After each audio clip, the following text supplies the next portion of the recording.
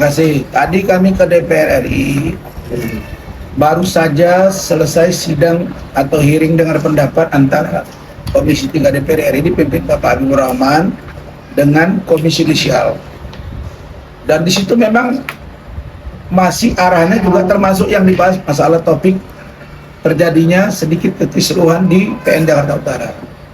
Jelas di situ diarahkan tadi bahwa pasal atau KUHP terkait dengan apa sebenarnya content of court itu belum jelas penerapannya. Kalaupun ada itu pasal 217 ya kan? Ya, KUHP dengan ancaman hukumannya 3 minggu. Tetapi ini tidak bisa serta-merta. Harus ada bukti dan fakta hukum. Jadi kami sudah memberikan surat tadi, diterima langsung oleh staf dari Komisi 3 DPR RI, kemudian juga ke KY, juga ke Mahkamah Agung. Menyusul surat kami minta dengar pendapat. Ya, termasuk juga kami bersurat ke Mahkamah Agung untuk dilakukan audiensi, ya, untuk menjelaskan duduk perkara yang sebenarnya. Nah, kami berterima kasih seluruh media nasional dan daerah. Begitu juga dengan berita news, dengan infotainment, YouTube, Telegram, semua bersuara. Online, semua bersuara. Jadi ini saya berharap ini adalah momentum perbaikan. Bukan momentum membawa korsa. Itu spirit of the court. Bukan. Kita nggak menghina hakim, bro. Kita tidak menghina hakim secara keseluruhan. Kita tidak justifikasi. Kita tidak generalisasi hakim. Kita mengatakan ada oknum-oknum dari hakim yang juga terlibat kasus. Dan bukan tanggung-tanggung. Kasus Rona Tanur, ya, berapa hakim yang ditangkap?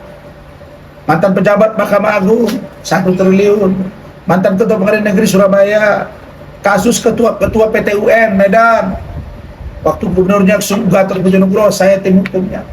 Banyak kasus yang lain. Jadi ini harus koreksi bagi kita semua termasuk Mahkamah Agung. Nah, kita belum didengar apa yang kita lakukan, tiba-tiba buat rilis. Nah, sekarang publik akan melihat. Jangan paksakan kemauan kalian. Harusnya kan kita equality before the law. Saya nggak lihat di situ kalau equality before the law kecuali hakim, nggak ada begitu, ya kan? Semua equal, semua sama.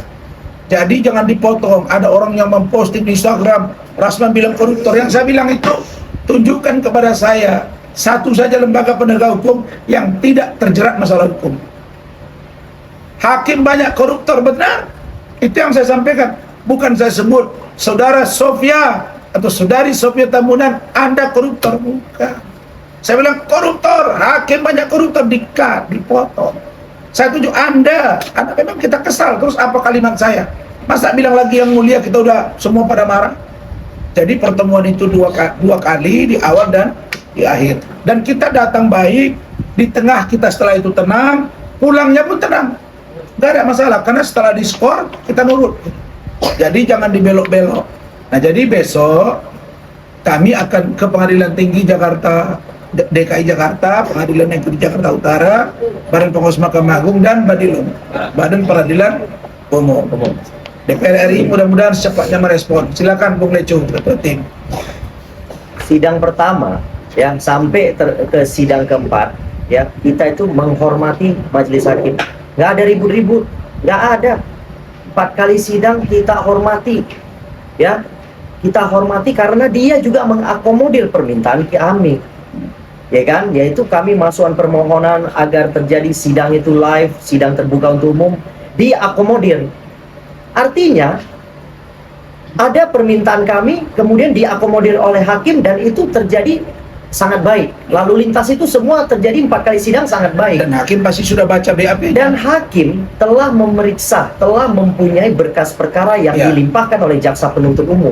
Udah jelas ada, sudah dibaca dari awal, ya. Nah, tiba-tiba kenapa kami kemudian meluapkan amarah kami? Artinya ada seorang saksi korban bernama Hotman Paris datang untuk diperiksa. Di hari yang sama itu tiba-tiba terjadi penetapan sidang tertutup untuk umum. Padahal kan belum tentu yang kami tanyakan terkait keasusilaan terhadap dia. Yes. Iya kan? Belum tentu majelis hakim juga mempertanyakan terkait keasusilaan terhadap dia. Kan artinya kan tidak ada sebenarnya keasusilaan terhadap anak di bawah umur, nggak ada. Ya, artinya kita cuma mau memastikan pengakuan dia benar adanya atau tidak. Karena ini kan keterkaitan antara seorang Hotman Paris dengan Iklim Hakim yang dulu mantan asprinya, yang awalnya bilang nggak ada hubungan, tiba-tiba di pertengahan waktu Bang Rasman jadi kuasa hukum ada hubungan dan kemudian pacaran. Kan bingung kita. Nah, kemudian Iklima menyampaikan dulu dilecehkan, tiba-tiba di tengah jalan di kantor polisi Iklima bilang tidak dilecehkan. Ini yang mau kita faktakan, mau kita gali. Sebenarnya siapa sih yang ngarang-ngarang cerita? Gitu loh. Jadi jangan semua kemudian disalahkan kepada klien saya, Bang Rasman. Bang Rasman dan kami tim kuasa hukum cuman mau menfaktakan, yaitu fakta yuridis ya yang sesungguhnya gitu loh. Bukan fakta yang dibuat-buat atau berdasarkan cerita A, cerita B, cerita A, cerita B. Nggak begitu. Kita mau terapkan fakta yuridis, fakta yang sebenarnya. Jadi itulah tujuan kami, makanya kami minta tetap persidangan itu tetap live, biar direkam, biar bisa diketahui publik, biar publik pun bisa menilai artinya. Ya kan, barangkali orang lain atau ahli semua kan bisa menilai. Ini faktanya seperti ini. Penilaiannya akan lebih objektif nantinya. Akan kalau sudah diketahui publik kan dorongan untuk hakim itu lebih netral kan lebih banyak jadinya. Gitu loh. Jadi tujuan kami agar hakim tetap on the track dan netral. Tidak memihak ke kanan ke kiri. Ketika kejadian itu dan saya lihat penetapan itu untuk khusus Hotman Paris, nah itu saya menduga udah kira-kira ada sesuatu diterima oleh hakim tersebut. Itu yang kemudian mendorong kami membuat laporan kepada Komisi Yudisial, membuat laporan juga kepada Mahkamah Agung. Saya tidak menuduh korupsi. Dan kita tidak ada. Rekan saya tidak pernah menuduh sang hakim itu merupakan koruptor, tidak pernah. Tidak ada bahasa seperti itu. Itu cuma diplesetin aja. Oke. Ya. Jadi publik loh ya, saya minta publik tolong cerna dengan baik. Ya, ini ada perilaku hakim yang tiba-tiba di hari ketika seorang Hotman Paris diperiksa, dia menuturkan bahwa persidangan itu ditutup untuk umum. Itu yang membuat amarah kami kemudian sampai ada bahasa-bahasa yang kemudian mengakibatkan ya persidangan ini harus diskor dan atau ditunda sampai tanggal 20. Coba saya mau balik ke Bang Rasman. Ini kan perkara bukan masalah pembunuhan, korupsi ataupun itu, tapi kok sampai sehetik ini sih bisa ke KAI, ke MA, ke DPR, bahkan nanti gitu. Iya, Gimana? karena memang pelapornya mungkin hat-trick, Hotman, terlapornya hat-trick juga. Tapi kami bukan itu yang kita lihat. Kita sekarang mau berpatokan penegakan hukum itu mau rule of law atau tidak. Transparansi apa tidak. Karena ini bukan anak di bawah umur, bukan juga pelecehan seksual yang serius. Tidak ada video-video porno di situ. Yang ada hanya perbuatan-perbuatan menguji. Tapi itu jangankan untuk minta persetujuan, ditanyakan saja tidak. Iya. Dia langsung ambil putusan yang menunjukkan kearogansian. Iya. Kalau itu pun salah, kalau ada pakar hukum apa itu Huda ya, itu dari awal Hotman udah bilang begitu dia keluar dari pengadilan dia udah ngomong tuh wawancarai Huda, itu berarti kan titipan. Kalau yang keren itu pendapat Bapak Profesor Hibnu Nugroho itu.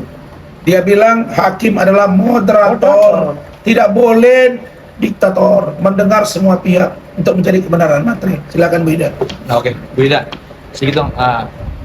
Dari peristiwanya Bang Rasman dengan Bang Hotman ya, kan berawal kan mendampingi klien. Seketika lapor PK akhirnya terapor. Itu gimana? Inilah ya yang kita miris hari ini. Kayaknya hukum ini boleh dipesan. Kadang-kadang yang benar jadi salah, yang salah jadi benar. Kita saja penegak hukum sulit untuk mencari kepastian hukum itu.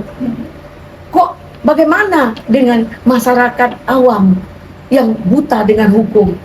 Nah, di sini tadi hari ini kami roadshow dari KY Komisi Yudisial ke Mahkamah Agung dan langsung ke DPR RI.